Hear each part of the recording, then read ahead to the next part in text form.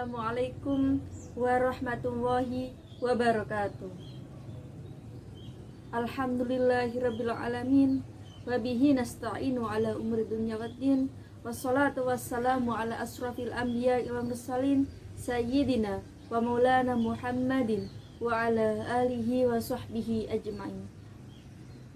Rabbis shrahli sadri wa yassir li amri wahlul 'uqdatam min lisani yafqahu qawli. Amma.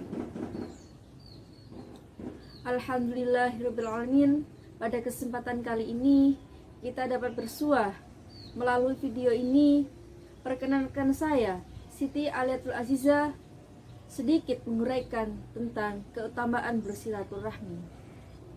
Sahabat-sahabat sekalian yang dirahmati oleh Allah, silaturahmi adalah salah satu amalan umat Islam untuk menyambung tali persaudaraan. Silaturahmi dalam Islam bukan hanya sebuah tradisi, melainkan sunnah sesuai dengan ajaran Nabi Muhammad SAW. Bersilaturahmi ini identik dengan berkumpul dan bersama keluarga, kerabat, maupun elemen masyarakat lainnya. Juga pemandangan ini yang sering terlihat saat melakukan silaturahmi. Silaturahmi dapat dilakukan kapan saja dan di mana saja. Namun, amalan ini menjadi salah satu agenda utama saat momen hari raya Idul Fitri ataupun Lebaran. Saat Lebaran tiba, umat Muslim selalu berbondong-bondong untuk mudik atau pulang ke kampung halaman. Hal ini dilakukan semata-mata untuk menyambung silaturahmi dengan keluarga maupun sanak saudara. Menjalin silaturahmi antara sesama manusia sangat dianjurkan karena merupakan salah satu bentuk ibadah yang sangat disukai oleh Allah Subhanahu wa taala. Banyak perintah dalam Al-Qur'an dan hadis yang menerangkan betapa pentingnya silaturahmi ini dalam Islam. Untuk itu, wajib bagi kita kaum muslimin menjaga silaturahmi sebagai bentuk ketaatan kita kepada Allah Subhanahu wa taala. Di dalam Al-Quran tertulis tentang anjuran menjalin silaturahmi yang termaktub dalam Al-Quran surat Ar-Ra'd ayat 21. Allah Subhanahu wa taala berfirman, A'udzu billahi minasyaitonir rajim. Bismillahirrahmanirrahim. Walladzina yasluna ma amara Allahu bi ayyusalla wa yakhshawna rabbahum wa yakhafuna su'ul hisab. Yang artinya, dan orang-orang yang menghubungkan apa-apa yang Allah perintahkan supaya dihubungkan, dan mereka takut kepada Rabb-nya dan takut kepada hisab yang buruk. Quran Surat Ar-Ra'd ayat 21. Ibnu Katsir menerangkan mengenai ayat tersebut bahwasanya perintah Allah Subhanahu wa taala agar menjalin silaturahmi, berbuat baik kepada kaum kerabat dan sanak famili, juga kepada kaum fakir miskin, orang-orang yang memerlukan bantuan, dan mendermakan kebajikan. Orang-orang yang beriman itu takut kepada Tuhannya, yakni dalam mengerjakan amal-amal soleh yang harus mereka lakukan dan dalam menghindari perbuatan-perbuatan yang harus mereka tinggalkan. Dalam hal tersebut, mereka merasa bahwa setiap tindakan ataupun perbuatan yang mereka lakukan selalu berada dalam pengawasan Allah Subhanahu wa taala, dan mereka merasa takut akan hisab yang buruk di hari akhirat.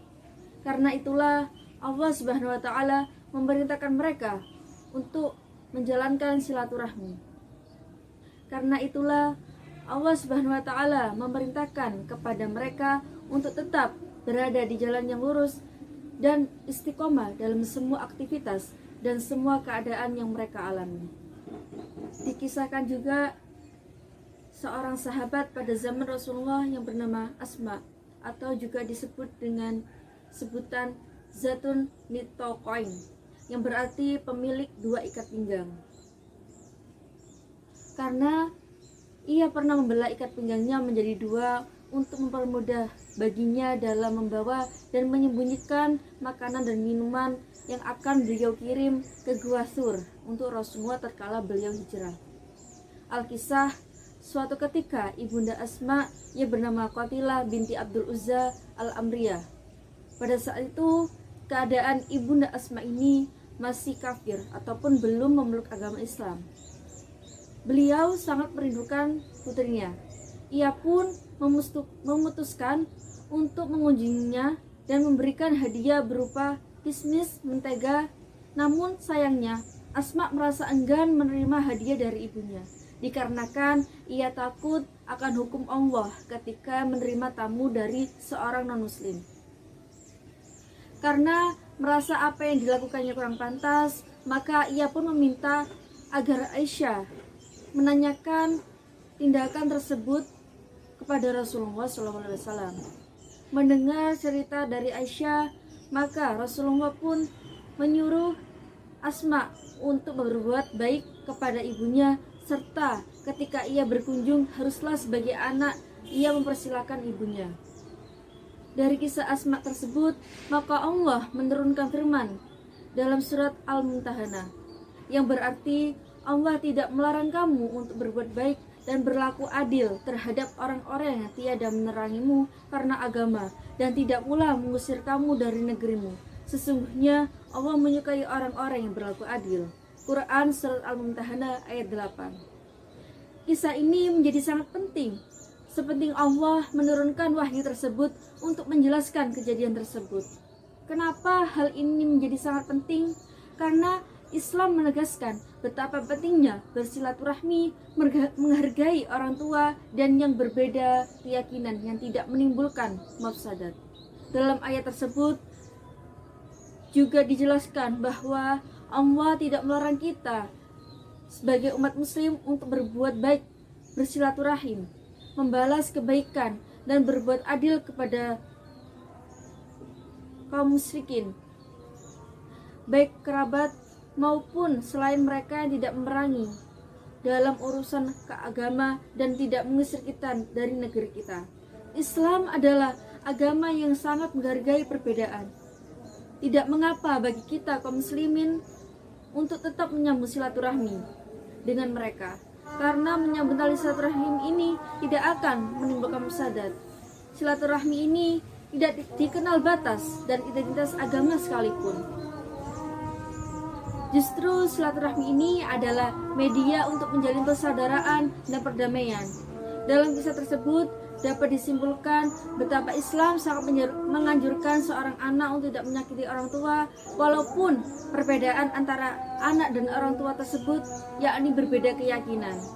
Di dalam hadis juga Rasulullah bersabda, An Ansib ibn Malik an Rasulullah sallallahu alaihi wasallam, man ahabba ayyabsutalahu fi rizqihi wa ayyun sa'alahu fi atharihi falyaswil rahimahu, yang artinya dari Anas bin Malik Rasulullah SAW bersabda, barang siapa yang senang diluaskan rezekinya dan dipanjangkan umurnya, maka hendaklah ia menyambung hubungan silaturahmi.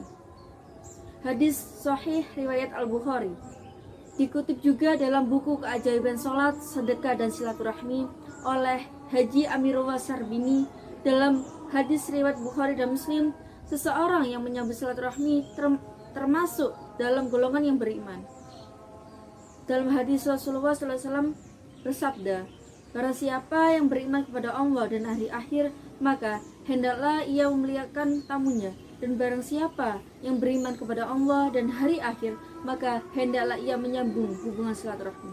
Hadis riwayat Bukhari dan Muslim. Selain hadis di atas, juga diterangkan dalam Al-Quran surat An-Nisa ayat 1 bahwa orang yang menyambung silaturahmi termasuk orang yang bertakwa. Allah Subhanahu wa taala berfirman, Bismillahirrahmanirrahim. Ya ayyuhan nasu taqu rabbakumul ladzi khalaqakum min nafsin wahidatin wa khalaqa minha zawjaha wa bassa minhum rijalan katsiran wa nisaa. Wattaqullaha alladzi tasaaluna bih wal arham innallaha kana 'alaikum raqiba. Yang artinya, hai sekalian manusia, bertakwalah kamu kepada Tuhanmu yang telah menciptakan kamu dari nafs yang satu, Adam, dan darinya Allah menciptakan pasangan Hawa, dan dari keduanya Allah mengkembangbiakkan laki-laki dan perempuan yang banyak. Bertakwalah kamu kepada Allah dengan menggunakan namanya. Kamu saling meminta satu sama lain dan peliharalah hubungan silaturahmi. Sesungguhnya Allah selalu menjaga dan mengasihi hambanya. Quran Surat An-Nisa ayat 1. Kemudian keutamaan dalam menjalin silaturahmi ini dikutip juga dari buku Sapu Jagat Keberuntungan oleh Ahmad Zakir, SPD MSI. Yang pertama yakni melapangkan rezeki. Keutamaan silaturahmi melapangkan rezeki ini adalah ada kalanya seseorang mengalami kesulitan dalam mencari rezeki, mudah bagi Allah memberikan rezeki bagi hambanya, bahkan dari area yang tidak diduga-duga. Rasulullah menyampaikan dalam sebuah hadis, salah satu manfaat silaturahmi dalam Islam adalah melapangkan rezeki. Yang kedua adalah memperpanjang umur. Setiap manusia tentu ingin diberikan umur yang panjang, sebab dengan panjangnya umur akan memperbanyak juga kesempatan untuk berbuat baik. Manusia juga tempatnya salah dan lupa. Maka dari itu, dengan umur yang panjang ini, kita mengharap kepada Allah agar dijadikan umur yang berkah dan barokah, dan juga memiliki kesempatan untuk bertobat atas dosa-dosa yang telah lalu. Selanjutnya, yakni keutamaan bersilaturahmi adalah menghilangkan perselisihan. Seringkali perselisihan antara saudara maupun kerabat terjadi. Bisa jadi karena perbedaan pilihan, prinsip, atau bahkan masalah ekonomi. Meski demikian, Allah melarang untuk memutuskan hubungan tali silaturahmi. Salah satu bentuk hikmah silaturahmi dalam Islam adalah agar dapat menghilangkan perselisihan yang sedang terjadi dan saling bertegur sapa. Bukan tidak mungkin masalah dapat diselesaikan dengan baik-baik. Selanjutnya, yakni mendapatkan rahmat. Mencari rahmat Allah adalah bentuk usaha kaum muslimin untuk mendapatkan tempat terbaik di yaumul akhir. Salah satu amalan yang paling mudah agar mendapatkan rahmat Allah adalah dengan menyambung tali silaturahmi. Dengan kita terhubungnya manusia satu dengan manusia lain agar mendapatkan rahmat oleh Allah Subhanahu wa taala dan menjadikan hidup kita menjadi berkah. Yang terakhir yakni menjauhkan diri dari ancaman neraka. Seorang muslim yang menjalin kembali tali silaturahmi akan dijauhkan dari siksa api neraka. Rasulullah bersabda dalam hadis yang berbunyi, tidak akan masuk surga orang yang suka memutuskan tali persaudaraan. Hadis riwayat Bukhari dan Muslim dari Abu Muhammad Jubair bin Mut'im radhiyallahu anhu. Jadi melalui tali persaudaraan ini kita menyambung tali silaturahmi dapat menjauhkan kita dari siksa api neraka. Dan dengan melalui tali silaturahmi ini menjadikan kita umat muslim yang selalu bertakwa dan taat kepada Allah Subhanahu wa taala. Demikian uraian dari saya tentang keutamaan bersilaturahmi. Semoga apa yang telah disampaikan dapat bermanfaat bagi kita semua dan dapat menerapkan dan mengimplementasikan dalam kehidupan sehari-hari. Sekian dari saya. Apabila terdapat kesalahan maupun kata, saya mohon maaf yang sebesar-besarnya. Saya akhiri. Wallahul muwaffiq ila aqwamit thoriq. Assalamualaikum warahmatullahi wabarakatuh.